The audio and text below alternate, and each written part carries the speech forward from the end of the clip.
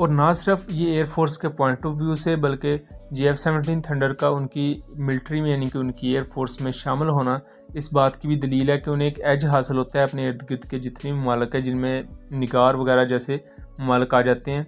और अगर देखा भी जाए तो इर्द गिर्द के जितने ममालिक हैं नाइजीरिया के, तो उनमें से किसी के पास भी कोई 4th जनरेशन का एडवांस एयरक्राफ्ट नहीं है। उन सभी के पास 2nd जनरेशन एयरक्राफ्ट हैं। अव्वल तो कुछ ऐसे ममालिक भी हैं जिनके पास कोई फाइटर एयरक्राफ्ट है ही नहीं है। यहाँ एक चीज़ थोड़ी सी मैं समझता हूँ कि वाज़ेह करनी चाहिए, वो ये कि हमारा जो पाकिस्तानी मीडिया है उसका हमेशा से एक नकम्मा बन रहा है कि कभी भी हम डिफेंस रिलेटेड चीज़ों को तवज्जो देते ही नहीं हैं। यानी कि जब J-10C इंडक्ट हुआ पाकिस्तान एयरफोर्स में तो सिर्फ हर घंटे के बाद बुलेटिन आता है ना, उसमें सिर्फ एक खबर थी कि आज J-10C हमारी एयरफोर्स में शामिल हो गया है। लेकिन अगर आप दूसरी तरफ इंडियन मीडिया को देखें तो वो इन चीज़ों पर बाकायदा पूरी की पूरी ट्रांसमिशंस करते हैं। मुझे अभी भी याद है जब इंडिया एयरफोर्स ने राफेल लिया था, जब राफेल इंडक्ट हुआ था तो इंडियन मीडिया जो था उसने पूरी की पूरी ट्रांसमिशंस इस पर की थी। यानी कि वो पूरा इन चीज़ों को टाइम देते हैं। आप उनके चैनल्स देखें, आप उनके प्रोग्राम्स देखें, वो अपनी नेशनल सिक्योरिटी को हमेशा आगे रखते हैं। लेकिन हमारे अगर चैनल्स देखें, जो मीडिया चैनल्स है, तो बदकिस्मती से ये हमेशा PTI, नून लीग, पीपल्स पार्टी, ये इन्हीं के चक्कर से कभी बाहर ही नहीं आ सके। इसी वजह से हमारा जो अवाम है उन्हें जस्ट ये पता है कि हमारे गली मोहल्लों में क्या हो रहा है, ना उन्हें ये पता है कि नेशनल सिक्योरिटी क्या है, इंटरनेशनल रिलेशंस क्या हैं, इंटरनेशनल जो मामलात है दुनिया के, वहाँ ये चीज़ें किस तरह इम्पेक्ट करती हैं। खैर, हम चीफ ऑफ डिफेंस स्टाफ जो नाइजीरिया के हैं उनके बयानात को देखें तो किसी अगर कोई मुल्क एक दूसरे मुल्क की चीज़ इस्तेमाल कर रहा है और उसके मतलब उसके अच्छे रिमार्क्स होते हैं तो उसका बहुत ज़्यादा इम्पेक्ट होता है। आपको सिंपल सी मैं एक मिसाल दूँ राफेल की, क्योंकि राफेल से ज़रा इंट्रैक्शन हमारा ज़्यादा है कि इंडिया राफेल को यूज़ करता है। शुरू में तो राफेल को किसी ने भी नहीं ख़रीदा था, लेकिन लीबिया में जब इसने अपना ऑपरेशन सबसे पहला किया, इसने लीबिया में कुछ बॉम्ब्स वगैरह गिराए थे, तो उसके बाद राफेल की मांग बहुत बढ़ गई थी। हालांकि राफेल पहले भी वैसा ही था, लेकिन लीबिया में वो ऑपरेशन करने के बाद उसके पास एक टाइटल आ गया बैटल टेस्टेड का। उसके बाद इंडिया ने भी ख़रीदा, मिस्र ने ख़रीदा, ग्रीस ने रिसेंटली ख़रीदे हैं, बहुत से और भी दूसरे ममालिक हैं, कतर इसको ऑपरेट कर रहा है। तो वो एक बैटल टेस्टेड एयरक्राफ्ट का उसे खिताब मिला और बहुत से ममालिक ने उसे ख़रीदना शुरू किया। उसके मतलब अच्छे रिमार्क्स आए और देखा देखी बहुत से दूसरे ममालिक भी उसमें इंटरेस्टेड हो गए। सेम एज आप JF-17 का केस देखें तो शुरू में JF-17 को इवन मॉक किया जाता था, इसके मतलब उसको तंज किया जाता था ओवरऑल दुनिया में। लेकिन 2017 में इसने ईरान का उस वक्त का मोस्ट एडवांस्ड ड्रोन था वो शूट डाउन कर दिया था, जो पाकिस्तान के इलाके में 45 किलोमीटर तक अंदर आ चुका था। और उसके बाद सिर्फ यही नहीं, जब 2019 में इसे इंडिया के ख़िलाफ़ यूज़ किया गया तो बाकायदा इसे एयर चीफ की तरफ से बैटल टेस्टेड एयरक्राफ्ट का टाइटल दिया गया था। अब उसके बाद अगर आप इसकी हाइप देखें तो उसी दौरान नाइजीरिया ने भी इसका ऑर्डर दिया। अर्जेंटीना इसमें काफ़ी इंटरेस्टेड है, उनके साथ जो नेगोशिएशंस हैं वो अपने आखिरी मराहल में हैं। और भी बहुत से ममालिक हैं जिन्होंने अपना इंटरेस्ट इसमें शो किया है। अब नाइजीरिया इससे सेटिस्फाइड क्यों है? आपको अगर याद हो तो 2021 के एंड में एक वाक़या हुआ था जिसमें कुछ MQ-9 प्रेडेटर ड्रोन्स थे जो नाइजीरिया की सरहदों के करीब आए थे और उन्हें नाइजीरिया के JF-17 थंडर्स ने इंटरसेप्ट कर लिया था, मतलब कि अपने रेडार्स पर लॉक कर लिया था, लेकिन मिसाइल फायर नहीं किया था। जिस पर बहुत से इंडियंस ये शोर मचा रहे थे कि JF-17 में ये काबिलियत नहीं है कि वो इस तरह के ड्रोन्स को शूट डाउन कर सके। तो मैंने उस पर तफसीली एक वीडियो बनाई थी क्यों उन ड्रोन्स को शूट डाउन नहीं किया गया था।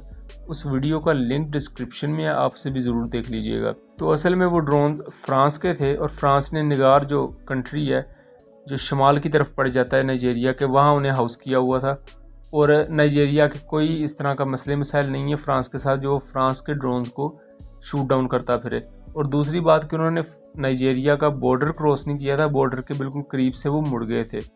लेकिन सबसे बड़ी जो नाइजीरियन एयरफोर्स को सपोर्ट मिली है थंडर के आने से, वो उनकी स्टैंड ऑफ रेंज पर स्ट्राइक करने की कैपेबिलिटी है। इससे पहले Nigerian air force F7 aircraft use करती है, सेम जैसे हम F7 PGs यूज़ करते हैं। तो F7 aircraft point defence interceptors हैं। एक तो इनकी रेंज बहुत कम है, इनका इंड्योरेंस भी तकरीबन 30 मिनट के करीब है, यानी कि मैक्सिमम ये 30 मिनट तक ही उड़ सकते हैं ज़्यादा से ज़्यादा। जबकि जो JF-17 है ये 4th जनरेशन एयरक्राफ्ट है, इसकी जो इंड्योरेंस है वो तकरीबन 2 से ढाई घंटे तक की है। कुछ रिपोर्ट्स के मुताबिक इसकी एंड्योरेंस 1.5 घंटे है, लेकिन मिला जुलाकर जो 4th जनरेशन एयरक्राफ्ट हैं उनकी एंड्योरेंस जो होती है वो इतनी होती है 1.5 से 2.5 घंटे 3 घंटे तक। एक तो रेंज का वाज़ेह फ़र्क आ जाता है। उसके बाद जो JF-17 है वो एक प्योर मल्टी रोल एयरक्राफ्ट है। वो शॉर्ट रेंज मिसाइल से लेकर BVR मिसाइल्स, उसके अलावा डम बॉम्ब से लेकर laser guided bombs, satellite guided bombs, range extension kits, इस तरह के जितने भी मॉडर्न वेपन्स हैं उनको ना सिर्फ कैरी कर सकता है बल्कि प्रिसीशन के साथ उन्हें फायर भी कर सकता है। और सबसे पहली जो स्ट्राइक की गई थी ये टैक्स कलेक्टर थे। वहाँ की जो तंजीमें हैं, जो नाइजीरिया में बोको हराम नाम की तंजीम है, उसके अलावा ISWP नाम की कुछ इस तरह की तंजीमें हैं, तो उन पर सबसे पहली स्ट्राइक की गई थी और इस दौरान कुछ लोग भी इनके पकड़े गए थे। अब रिसेंटली कुछ और स्ट्राइक्स की गई हैं और ये जो एयर स्ट्राइक्स हैं ये कुछ हफ्ता पहले की गई हैं। मतलब इनकी वीडियो भी नाइजीरियन डिफेंस न्यूज़ ने पब्लिश की थी। अब एक तरफ हम JF-17 की ये कामयाबी देख रहे हैं कि JF-17 ने ना सिर्फ पाकिस्तान की सर्विस में बहुत से ऑपरेशन सरअंजाम दिए हैं और दुनिया को अपनी तरफ अट्रैक्ट किया है, और ना सिर्फ ये बल्कि जो दूसरे मुल्क इसे इस्तेमाल करते हैं उनके यहाँ भी बहुत अच्छी ऑपरेशनल कारकर्दगी दिखाई है। जबकि दूसरी तरफ हमारे यहाँ बहुत से लोग ये इसरार कर रहे होते हैं कि तेजस और JF-17 में मुआवजना किया जाए, और वो भी लोग लगे हुए होते हैं इस तरह कि JF-17 की वेपन कैरिंग कैपेसिटी इतनी है, तेजस की वेपन कैरिंग कैपेसिटी इतनी है, इसमें फ़लाँ इंजन है, इसमें फ़लाँ इंजन है। चले हम एक सेकंड के लिए ये मान लेते हैं कि तेजस हर लिहाज से JF-17 से बेहतर है, लेकिन उस बेहतरी को आपने क्या करना है अगर कॉन्फिडेंस नहीं दिखा सकते और उसे ऑपरेशनलाइज नहीं कर सकते। एक सिंपल सा क्वेश्चन है कि 20 फरवरी 2019 को हाल तेजस को FOC यानी कि फाइनल ऑपरेशनल क्लियरेंस मिल गई थी, मतलब कि कानूनी तौर पर यह जंग में हिस्सा ले सकता था।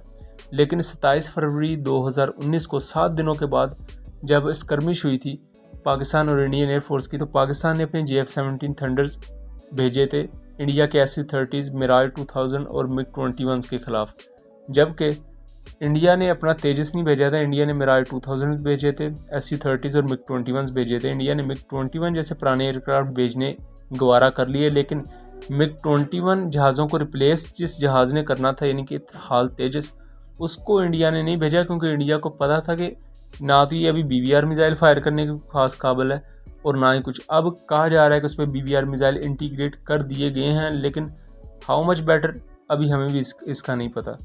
और ना सिर्फ ये बल्कि तेजस पर कॉन्फिडेंस इंडिया का लूज़ होता रहा है, क्योंकि इंडियन एयरफोर्स में भी एक पार्टीशन शुरू से एक रही है कि एक धड़ा ये समझता रहा है कि हमें दूसरे ममालिक से जहाज़ खरीद लेने चाहिए, जबकि एक धड़ा ये कहता रहा है कि तेजस हमारे मुल्क का इंडिजिनस एयरक्राफ्ट है और हमें उस पर ज़्यादा इन्वेस्ट करना चाहिए।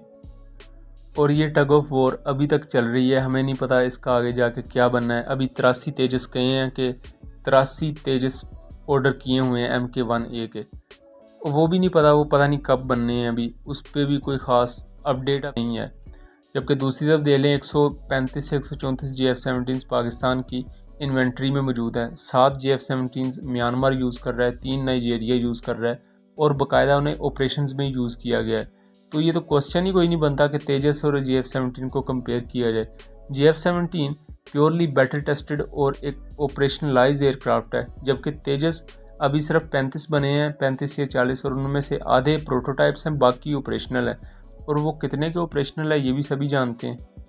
और अगर किसी इंडियन को मेरी बातों से वो डिसएग्री करता है तो मैं उसे रेकमेंड करूँगा कि जो ट्वीट्स थे ना 27 फरवरी के बाद के, 27 फरवरी 2019 के बाद के ट्वीट्स, वो आप निकाल के इंडियंस के देख लीजिएगा। तब इंडियन लोग ये खुद क्रिटिसाइज़ कर रहे थे कि पाकिस्तान ने अगर अपना JF-17 यूज़ किया है इंडिया के ख़िलाफ़, 4 बॉम्ब्स गिराए हैं, तो इंडिया ने अपने हाल तेजस को क्यों नहीं यूज़ किया। ये एक वैलिड क्वेश्चन है। इसी नोट पर कि आप लोगों को चीज़ें क्लियर हुई होंगी, तो मिलेंगे अगली वीडियो में, तब तक के लिए अल्लाह हाफिज़।